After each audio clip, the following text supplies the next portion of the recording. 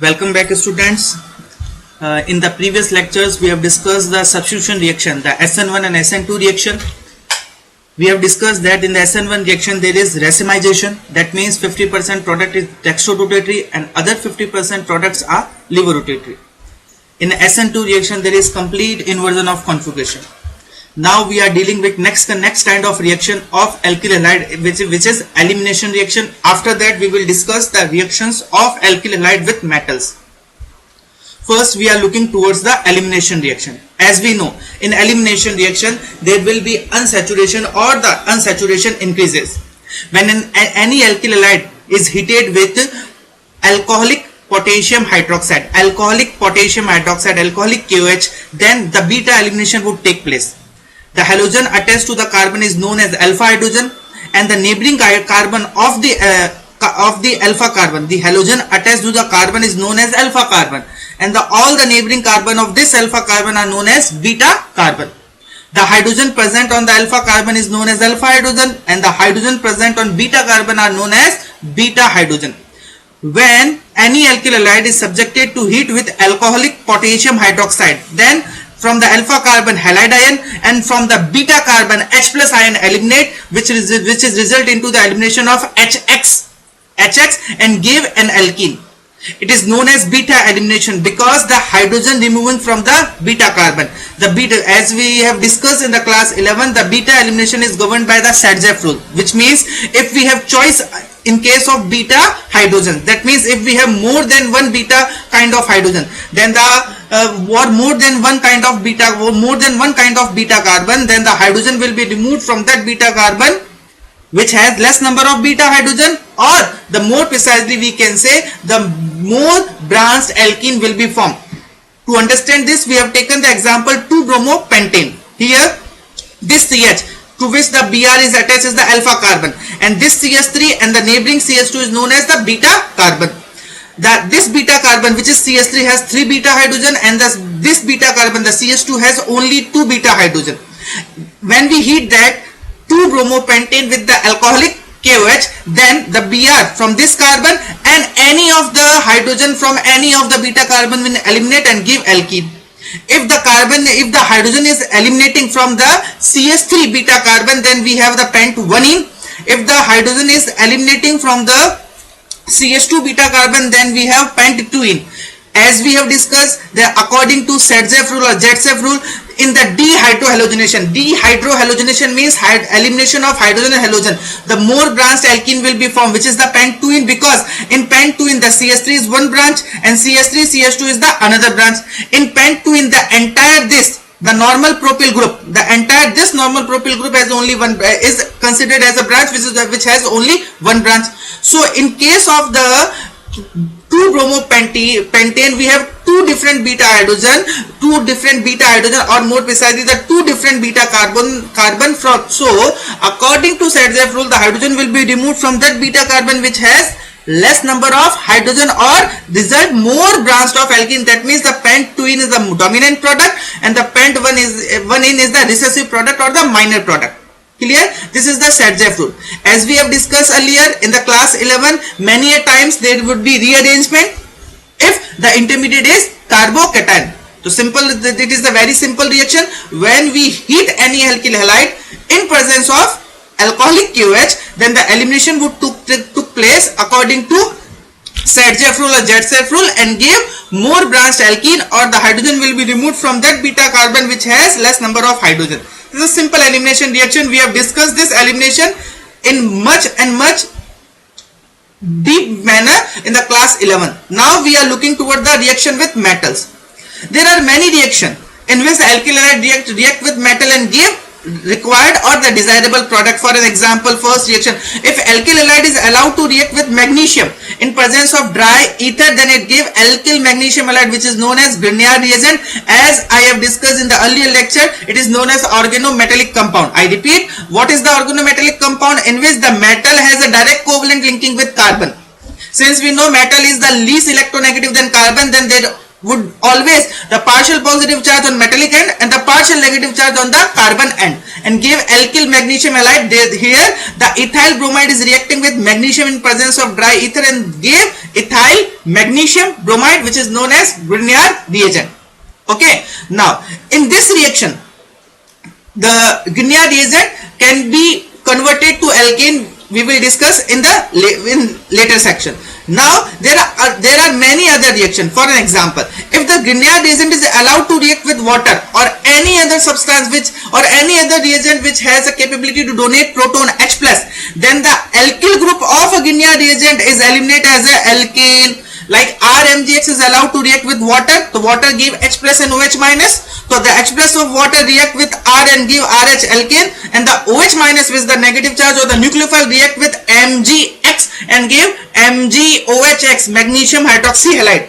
If we are using ammonia, then again the product is NH-RH, lekin here the product is MgNH2X. If we are using alcohol ROH, then the main product is RH, the alkane coming from the Grignard reagent, and the product is MgORX. Clear? It is the reaction with magnesium. The alkyl halide on reaction with magnesium give Grignard reagent, and the Grignard reagent when allowed to react with any substance which is the proton donor, then the alkyl group of Grignard reagent would be eliminated as a alkane. Clear? Now there another kind of reaction with sodium. It is known as Wurtz reaction. We have discussed in the class 11. When alkyl halide is subjected to react with sodium in presence of dry ether, then the two alkyl group attach together to the same carbon from which the halogen eliminate and give alkane. If we have a mixture of alkyl halide, then we have a mixture of alkane, the all possible product. If we have only one kind of alkyl halide, then we have only one kind of alkane or the hydrocarbon. As we have discussed in class 11, the resultant alkane is symmetric in nature, can be divided into two equal halves. For example, if we have isopropyl chloride and the isopropyl chloride is allowed to react with sodium, then we have 2,3-dimethyl butane as a main product, not normal hexane. The main product is 2,3-dimethyl butane. If we have normal propyl chloride and allowed to react with sodium, then the product is an hexane. There are many other reactions. If the alkyl halide is allowed to react with lithium in presence of dry ethyl, then the alkyl lithium R halide will be formed. The alkyl halide when react with sodium is known as Wurtz reaction. If we are using zinc in place of sodium, then the product are same, but the reaction is known as Frank-Land reaction. F-R-A-N-K-L-A-N-D, Frank-Land reaction. What is the Frank-Land reaction? It is same as Wurtz reaction, but we have to use zinc in place of sodium. Is known as Frank-Land reaction. Okay. Now we are moving towards the reaction of haloarenes. Haloarenes. Since the haloarenes show in haloarenes it is very tough to show the nucleophilic substitution reaction. Why? The halogen has three lone pairs. The lone pair of halogen undergo the resonance with the aromatic group, and there will be partial double bond character between carbon and halogen, which result decrease in the bond length between carbon and halogen and increase in the bond energy. So it is very tough to break this carbon halogen bond and show nucleophilic substitution reaction in haloarenes. Under the specific condition, we could have nucleophilic substitution reaction in haloarenes if we put any electron withdrawing group of aryl halide at ortho and para position. Since in the resonance it is clear that when the lone pair of halogen undergo the resonance with aromatic group, the negative charge appear at ortho position and para position. So if we put an electron withdrawing group like aldehyde, nitro group, carboxylic acid group and any other group at ortho and para position, then these electron withdrawing group ultimately remove the electrons from the system and result lesser electron between the carbon and halogen and more bond length. So it will be easy to substitute this halogen in presence of when there is electron withdrawing group at ortho and para position of aryl halides. It is clear? It has been given in the following data. Now we have some other data in case of carbon halogen bond. When the carbon is an sp3 hybridized or it is aliphatic carbon halogen bond, then the bond length is near about 177 picometer.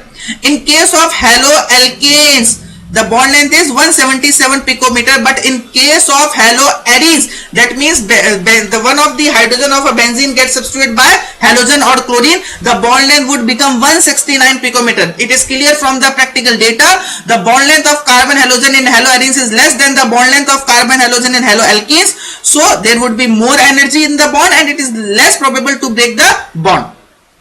Since during the resonance there would be partial negative charge on ortho and para position of the haloarenes, so if we put any electron withdrawing group, then there would be much easier easier nucleophilic substitution reaction. It is clear from these example. In case of chlorobenzene, if we want to form phenol, we should use the NaOH at high temperature, around 623 Kelvin temperature and high pressure. When we put a nitro group which is in an electron withdrawing group at the para position, then again the para-nitrophenol would be formed, but now the required condition is less drastic in comparison of chlorobenzene. Now we need NaOH at high temperature and there is no need of high pressure. Okay, but if we put two nitro group, at one is ortho and one is para position, the required temperature is now much less than the only one nitro group or one electron withdrawing group. If we put three nitro group, or we have 2,4,6 trinitrochlorobenzene, or we have 2,4,6 trinitrochlorobenzene, and we slightly warm with water, then this Cl would get substituted by the OH and we have 2,4,6 trinitrophenol, which is also known as picric acid. Here it is clear by these resonating structure, by the participation of lone pair of halogen under the resonance, ultimately the lone pairs electron or in form of negative charge pass to the ortho and para position. If the electron withdrawing groups are present in ortho or para position, then these electron withdrawing group ultimately remove these electron density, so there would be much easier nucleophilic substitution in comparison when there is no electron withdrawing group at ortho and para position of haloarenes. Clear? Now we are moving to the next point, electrophilic substitution reaction. As we know, by the resonance it is clear that when the lone pair of the halogen in haloarenes participate in resonance, then there is negative charge in ortho and para position. As we have discussed in class 11th, electrophiles are the electron deficient species, so they always try to attack, or they always seek to attack and the electron rich position, which is the ortho position and the para position. So in case of halobenzene, there would be electrophilic substitution reaction in much easier way at ortho and para position. Okay, the meta position does not show any kind of electrophilic substitution reaction because there is no negative charge appear by the resonance at the meta position. So in case of haloarenes, the electrophilic substitution always took place in ortho and para position. Okay, since the halogen is slightly deactivating group, so the halobenzene will show electrophilic substitution reaction at ortho and para position, but it is slightly less probable than the normal benzene.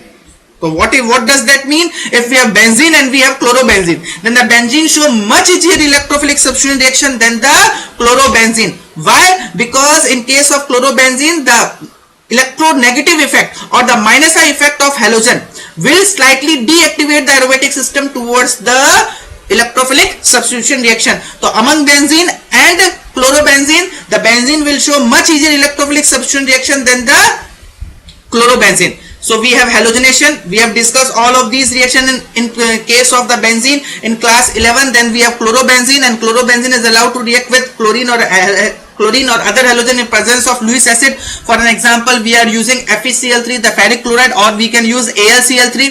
Then there would be Cl plus chloronium ion would be formed as an electrophile, and the chloronium ion would attack at para position or at ortho position and give 1,4-dichlorobenzene and 1,2-dichlorobenzene. The 1,4-dichlorobenzene or para substitute product would be the major product. In case of nitration, when the chlorobenzene is allowed to react with concentrated HNO3 in presence of concentrated H2SO4, then there would be NO2 power में plus, the nitronium ion as an electrophile, and again the electrophile attack at ortho or the para position and give 1-chloro-2-nitrobenzene or 1-chloro-4-nitrobenzene. The para substitute product or the 1-chloro-4-nitrobenzene would be the major product.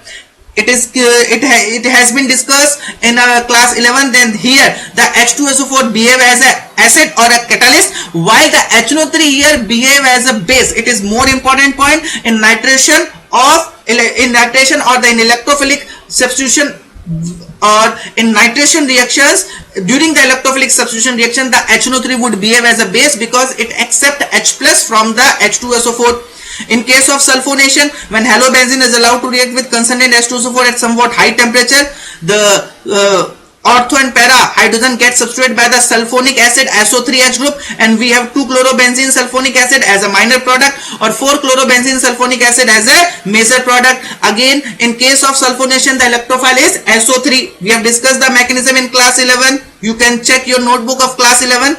In Friedel-Crafts reaction, when halobenzene is allowed to react with alkyl halide, here the chloromethyl, methyl chloride, chloromethane or the methyl chloride CS3Cl in presence of anhydrous AlCl3 Lewis acid, then CS3 plus or R plus carbocation would be formed, which is behave as an electrophile, attack at ortho and para position and give ortho-alkyl substrate product or the para-alkyl substrate product. Here the 1-chloro-2-methylbenzene and 1-chloro-4-methylbenzene, again 1-chloro-4-methylbenzene or the para substrate product will be the major product. It is the Friedel-Crafts alkylation. In Friedel-Crafts acylation, the acyl halide RCOCl. In case of CS3COCl, it is known as acetyl halide. When there is CS3COCl, then it is known as Friedel-Crafts acetylation. In place of CS3, if any other hydrocarbon is present, then it is known as Friedel-Crafts acylation. If there is any aromatic group, then this is the Friedel-Crafts acylation or Friedel-Crafts. If the CS3, then it is known as Friedel-Crafts acetylation.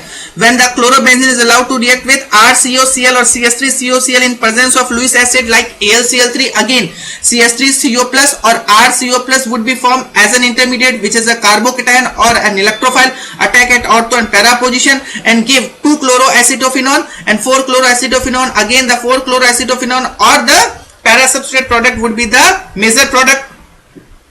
If we are moving towards the next reactions like reaction with metals, Wurtz-Fittig reaction, when any halobenzene is allowed to react with alkyl halide, aryl halide is allowed to react with alkyl halide in presence of sodium, then alkyl benzene would be formed or alkyl aryl compound would be formed. It is known as Wurtz-Fittig reaction.